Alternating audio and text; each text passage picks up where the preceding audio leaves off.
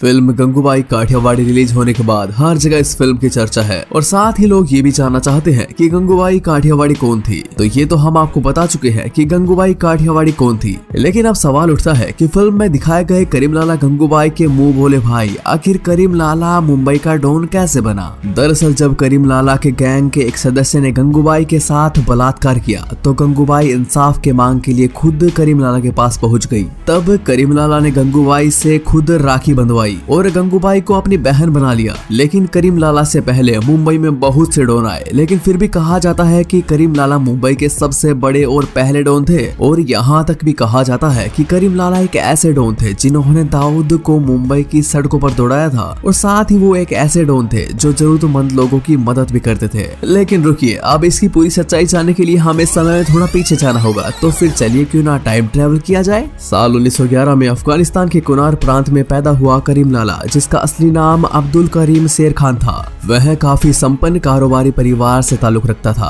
और साथ ही बहुत ज्यादा कामयाबी की चाह रखता था। और इसी चाह को लेकर करीमलाला हिंदुस्तान आया और 20 साल की उम्र में उन्होंने हीरे की तस्करी शुरू कर दी थी। तस्करी शुरू करने के बाद तस्करी के धंधे में उन्हें काफी मुनाफा हुआ। पैसे की कमी न होने के कारण उन्होंने मुंबई में कई जगह दारू और जुए के अड्डे भी खुलवाए और उन्हें तस्करी के धंधे में बादशाह कहा जाने लगा। 1940 का दौर था जब मुंबई में हाजी मस्तान और वरदराजन भी काफी चर्चा में थे। दोनों काफी दमदार थे, इसलिए तीनों ने मिलकर फैसला किया कि सभी मिलकर काम करेंगे। इसलिए उन्होंने अपने अपने इलाके बांट लिए और तीनों बिना किसी खून खराबे के मिलकर काम करने लगे और माया नगरी यानी मुंबई में उनका दबदबा चलता था। लेकिन यहीं से शुरू होता है दाऊद का दौर और दाऊद भी अब तस्करी के धंधे में आ चुका था। इसी के बाद करीमलाला और दाऊद के बीच तकरार शुरू हुई। दुश्मनी इतनी बढ़ गई थी कि दोनों के बीच खून खराबे तक की बात आ गई। दोनों गैंग के लोगों ने एक दूसरे के भाइयों को मौत के घाट उतार दिया और कहा जाता है कि करीमलाला के राजनेताओं और बॉलीवुड सितारों से भी काफी अच्छे संबंध थे